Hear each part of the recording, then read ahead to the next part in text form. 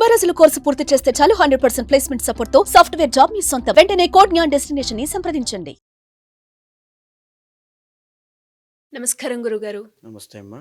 According to Vedic astrology పరంగా మనం చూసుకుంటే మనం కర్మ గురించి మాట్లాడినప్పుడు ఉమెన్లో మేషరాశి వారికి ఎలా ఉంటుందో మనం తెలుసుకోవడం జరిగింది. అందులో భాగంగానే కర్మ సిద్ధాంతం ఎన్ని రకాలుగా ఉంటుంది, మరీ ముఖ్యంగా మేషరాశి మెండ్లో మనం చూసుకున్నట్లయితే కర్మని వారు అనుభవించేటప్పుడు వారు ఎలాంటి సమస్యలను ఎదుర్కోవడం జరుగుతూ ఉంటుంది, వాటికి పరిహారాలు చేసుకోవాలి అంటే ఏ విధంగా పాసిబుల్ అవుతుంది గురుగారు? ముఖ్యంగా సిరి గారు, కర్మ సిద్ధాంతము చాలా ప్రధానమైనది, అదేవిధంగా మూలమైనది. ఈ పదం ఎందుకుని వాడానంటే వేదిక్ ఆస్ట్రాలజీకి మూలమైనటువంటిది కర్మ సిద్ధాంతం అండి. ఒక మనిషి జాతకంలో ఒక అద్భుతమైన యోగాలు ఉన్నాయంటే కారణము కర్మ. మీ జాతకంలో ఎన్నో దోషాలు వచ్చాయి అంటే పుట్టుకతోనే దానికి కారణము కర్మ. యోగానికి కారణం కర్మే, దోషానికి కారణము కర్మే. ఉదాహరణకి కర్మలో, కర్మ సిద్ధాంతంలో 3 రకాలుగా చెప్పబడింది సిరి గారు. మొదటిది సంచిత కర్మ అంటారు. అంటే ఈ జీవుడు ఎప్పుడైతే ప్రారంభమయ్యాడో కొన్ని కోట్ల జన్మల నుంచి, ఆ జన్మల నుంచి నేను చేసినటువంటి పాపములు, అదేవిధంగా ఈ దేహంతో ఈ జీవుడు కలిసిన తర్వాత నేను చేసిన పాపములు అన్నీ కలిపి సంచిత కర్మ అంటారు. అది ఖచ్చితంగా ఎవరైనా, మీరైనా, నేనైనా అనుభవించాల్సిందే. అయితే దీంతో పాటుగా సంచిత కర్మలో వంశపారంపర్యంగా అనుభవించాల్సినటువంటి కర్మ కూడా ఉంటుంది. అంటే ఉదాహరణకి వేదిక ఆస్ట్రాలజీలో మనం చూస్తే కాలసర్పదోషము అంటాము. అదే చెప్పి వివరించేటప్పుడు ఒక మాట యూజ్ చేస్తూ ఉంటాము, ఇది మీకు మాత్రమే కాదమ్మా, వంశపారంపర్యంగా వచ్చేటువంటి దోషము అని.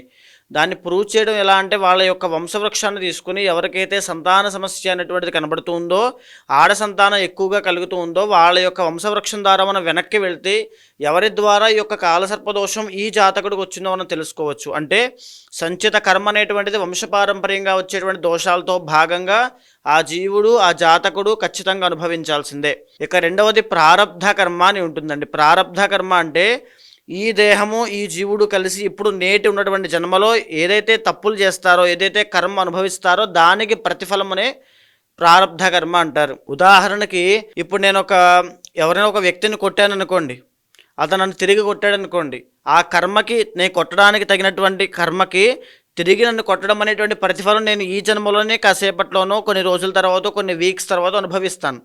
అది ప్రారబ్ధ కర్మ. ఉదాహరణకి మనం ఏదైనా ఒక నిప్పును ముట్టుకుంటే మనం కాలుతుంది కదా, ఒక కర్మ మనం చేసాం, ఆ కాలం అటువంటి ప్రతికర్మ దాన్ని అనుభవించేసాం. అది ప్రారబ్ధ కర్మ. అంటే మనం చేసుకున్నటువంటి కర్మకి ఆ జన్మలోనే, ఆ తరువాతో, కొన్ని రోజుల తర్వాతో ఖచ్చితంగా అనుభవించేస్తాం. అంటే ఎప్పటిదప్పుడే. అదేవిధంగా ఇక మూడవది ఆగామి కర్మ ఉంటుంది సిరిగారు. ఆగామి కర్మ అని అంటే ఇప్పుడు మనం ఏదైతే చేస్తూ ఉంటామో కర్మలో, దానికి ప్రతిఫలం రాబోయే రోజుల్లో ఎప్పుడో వచ్చే జన్మలో అనుభవించవచ్చు, లేదా మరికొద్ది రోజుల్లో అనుభవించవచ్చు. దాన్ని ఆగామి కర్మ అంటారు. అంటే రాబోయే రోజుల్లో మనం ప్రతిఫలంగా అనుభవించాల్సిన కర్మ. అయితే ఇప్పుడు దీనికి ఆస్ట్రాలజీకి ఏంటి సంబంధం అంటూ ఉంటుంటారు. అంటే ఈ రోజున ఇలా సౌకర్యవంతంగా ఒక కుర్చీలో కూర్చున్నాము, వేసుకోవడానికి బట్టలు ఉన్నాయి, మాట్లాడడానికి 4 మాటలు వస్తున్నాయి, ఆ మాటలకి తగినటువంటి తెలివితేటలు, ఆ జ్ఞాపక శక్తి, ఆ యొక్క సరస్వతి కటాక్షం అన్నీ ఉన్నాయంటే దానికి కారణం ఒక కర్మ. దానివల్లనే ఇంత యోగం పట్టింది, ఇలాగ 4 మాటలు మాట్లాడగలుగుతున్నాను, మీరు కూడా వినగలిగే సామర్థ్యం కలిగి చెవులు పనిచేస్తున్నాయి. లేదు ఆ కర్మ కనుక బాలేకపోతే, మనం ఏదో పాపకర్మ చేసి ఉంటే నాకు మాట్లాడడానికి నోరు పనిచేసేది కాదు, మీకు వినడానికి చెవులు పనిచేసేవి కాదు, మీరు అలా కూర్చోడానికి ఒక అర్హత కూడా ఉండేది కాదు. అంటే ప్రతి దానికి కర్మ అనేటువంటిది ఉంటుంది శ్రీ గారు. ఆ కర్మనే వేదిక్ ఆస్ట్రాలజీకి మూలము. ఆ కర్మ ఉంటేనే ఒక వ్యక్తి ధనవంతుడిగా ఎదుగుతాడు. ఆ కర్మ ఉంటేనే ఆ వ్యక్తి దరిద్రుడిగా అధఃపాతాళానికి వెళ్ళిపోతాడు. ఉదాహరణకి ఒక గొప్ప వంశంలో పుట్టినటువంటి వారు ఏ పని చేయకుండా ఏదో వాటి కోసం, వ్యాపకాల కోసం వెంపర్లాడుతూ వాళ్ళ జీవితాన్ని నాశనం చేసుకున్న వాళ్ళు లేరా? దానికి కారణం కర్మ.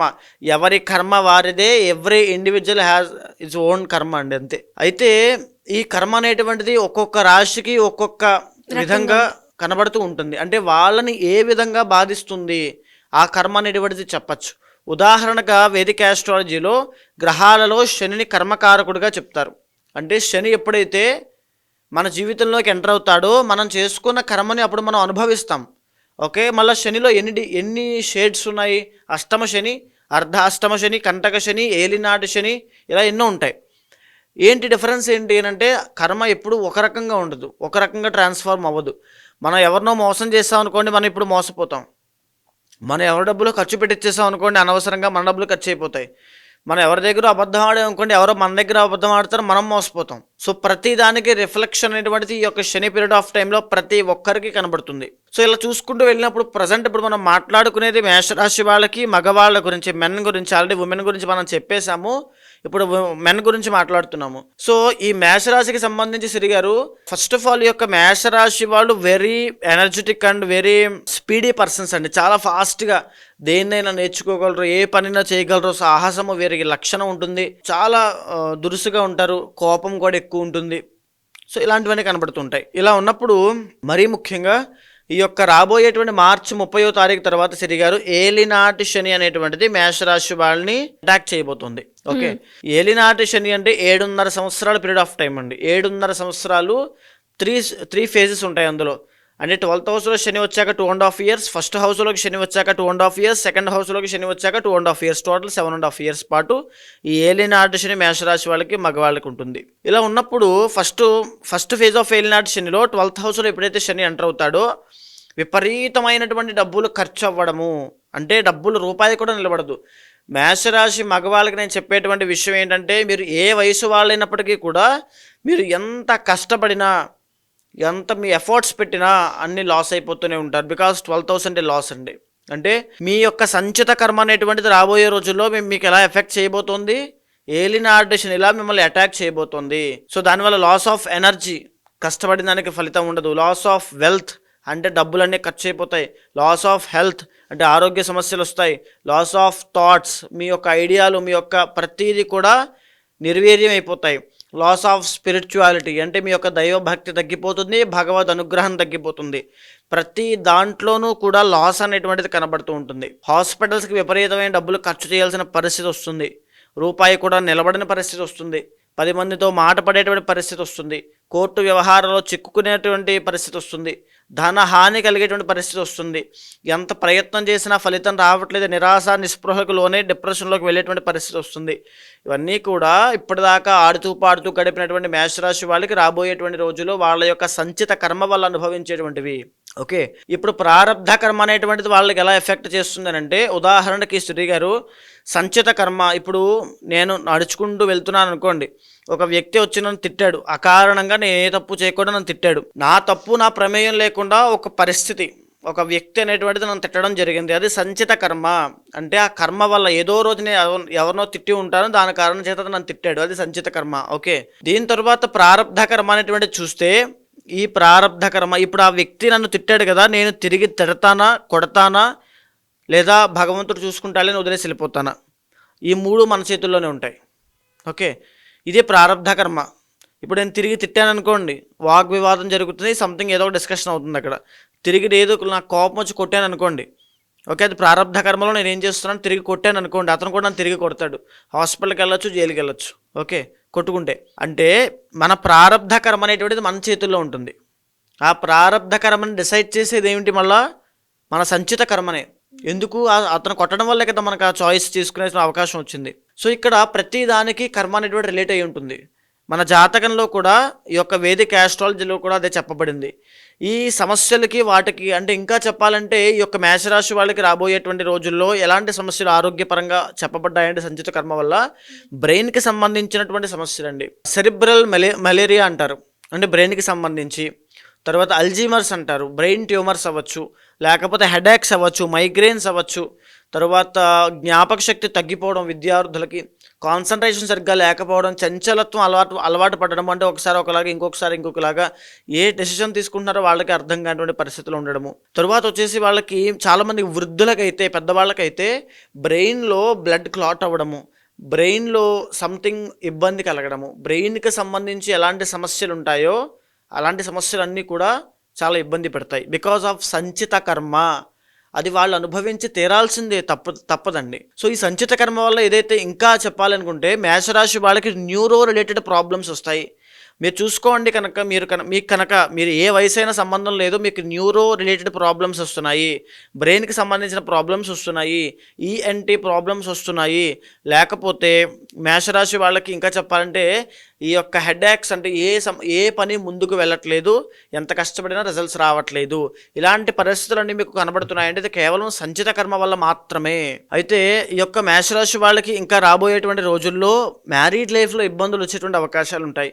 బికాజ్ ఏలినాటి శని అనేటువంటి తన ఒరిజినల్ ఐడెంటిటీని లాస్ చేస్తుంది, కోల్పోయేలా చేస్తుంది. కాబట్టి మ్యారీడ్ లైఫ్లో ఇబ్బందులు వచ్చే అవకాశాలు ఉంటాయి. ఎయిదర్ అంటే మేషరాశి మనం మగవాళ్ళ గురించి మాట్లాడుకుంటున్నాం కాబట్టి మ్యారీడ్ లైఫ్లో ఇబ్బందులు వచ్చే అవకాశం ఉంటుంది. లవ్ మ్యారేజ్ లాంటివి మధ్యలో ఆగిపోయేటువంటి అవకాశాలు ఎక్కువ శాతం ఉంటాయి. ఇంకా చెప్పాలంటే సంతానపరమైనటువంటి ఇబ్బందులు, బికాజ్ గురుబలం లేదు, ఏమీ లేదు, మిస్క్యారీ అవ్వడం లాంటివి ఎన్నో జరిగే అవకాశాలు ఉన్నాయి. బికాజ్ ఆఫ్ సంచిత కర్మ అండి. శని కర్మకారకుడు. జాతకంలో ఇంటర్నల్ జాతకంలో కనుక శని బాగుండాలి, లేకపోతే ఈ యొక్క బృహస్పతి బాగుండాలి. ఈ ప్లానెట్స్ ఎప్పుడైతే బాగుంటాయో జాతకంలో కాస్త కలిసి వచ్చే అవకాశాలు ఉంటాయి. సో ఇంటర్నల్ జాతకం మీద కూడా బేస్ చేసి ఉంటుంది. D9 D10 చార్ట్స్లో షడ్బలాల మీద, D1 చార్ట్ మీద ఆధారపడి ఉంటుంది. అవి కనుక బాగున్నాయి అంటే కాస్త ఉపశమనం కలిగే అవకాశాలు ఉంటాయి. కానీ ఎలా లేదన్నా సరే మేషరాశి వాళ్ళకి, మగవాళ్ళకి మార్చి 30వ తారీఖు తర్వాత నుంచి కాస్త జాగ్రత్తగా ఉండాల్సినటువంటి టైం ఇది. మీ యొక్క ప్రారబ్ధ కర్మ అనేటువంటిదే మీ జీవితాన్ని డిసైడ్ చేస్తుంది. ఆ కర్మకారకుడు శని కాబట్టి శనికి సంబంధించిన పూజలు ఆచరించండి. సో మీరు అన్నట్టుగానే ఎస్పెషల్లీ మేష రాశి వాళ్ళు కనుక వాళ్ళ జాతక రీత్యా కావచ్చు, లేదు అంటే వారు ఏదైతే కర్మను అనుభవిస్తున్నారో దానికి రిలేటెడ్గా పరిహారాలు చేసుకోవాలి, పూజ చేయాలి అనుకునే వాళ్ళు ఎవరైనా కూడా మిమ్మల్ని సంప్రదించాలి అంటే ఎలా ఉంటుంది గురుగారు? ముఖ్యంగా ఏదైతే కర్మ, ఉదాహరణకి మనం కాలసర్పదోషం తీసుకున్నాం అనుకోండి. కాలసర్పదోషం ఎందుచేత వస్తుంది? మీ జాతకంలో అయినా, మా జాతకంలో అయినా, ఎవరి జాతకంలో అయినా సర్పాలను చంపినా లేదా హింసించినా, అవి కలిసినప్పుడు వాటిని విడగొట్టినా, లేకపోతే బ్రాహ్మణ శాపాలు, కన్యాశాపాలు లాంటివి ఏవైనా ఉన్నా కాలసర్పదోషంగా మన జ్యోతిష్ చక్రంలో కనబడుతూ ఉంటుంది. అలా కనబడుతూ ఉన్నప్పుడు ఇలాగే ప్రతి సమస్యకి ఒక మూల కారణం, ఒక కర్మ అనేటువంటి డిసైడ్ అవుతూ ఉంటుంది శ్రీ గారు. ఆ కర్మని నివారణ చేయడం కోసము ఈ ఫిబ్రవరి 26వ తారీఖున ఒక ప్రత్యేకమైనటువంటి కార్యక్రమం, మహాశివరాత్రి పర్వదినం రోజున రాత్రి సమయంలో కర్మ ప్రాయశ్చిత్త రుద్రతంత్రము అనేటువంటి కార్యక్రమం చేస్తున్నాను. ప్రతి ఒక్కరూ పాల్గొనండి. ఎయిదర్ ఆడవాళ్ళైనా, మగవాళ్ళైనా, ఎవరైనా సరే మీ కుటుంబ సభ్యులకి కూడా చెప్పండి. ఏదైతే నేను చేసేటువంటి కార్యక్రమం ఉంటుందో దానివల్ల మీ జన్మల్లో మీరు చేసినటువంటి పాపం అంతా ప్రక్షాళన అవుతుంది. అక్కడి నుంచి మీ కర్మ అనేటువంటిది ప్రాయశ్చిత్తం అవుతుంది. దానివల్ల మీరు పడేటువంటి సమస్యలైనా, కష్టాలైనా శీఘ్రంగా తక్షణమే ఆది దంపతుల యొక్క అనుగ్రహం చేత అన్నీ తొలగిపోతాయి. కాబట్టి ప్రతి ఒక్కరూ పాల్గొనండి. మీకు కింద కనిపించే నెంబర్కి ఫోన్ చేస్తే మా వాళ్ళు పూర్తిగా డీటెయిల్స్ ఇస్తారు, కాల్ చేసి కనుక్కోవచ్చు. ధన్యవాదాలు గురుగారు. నమస్తే.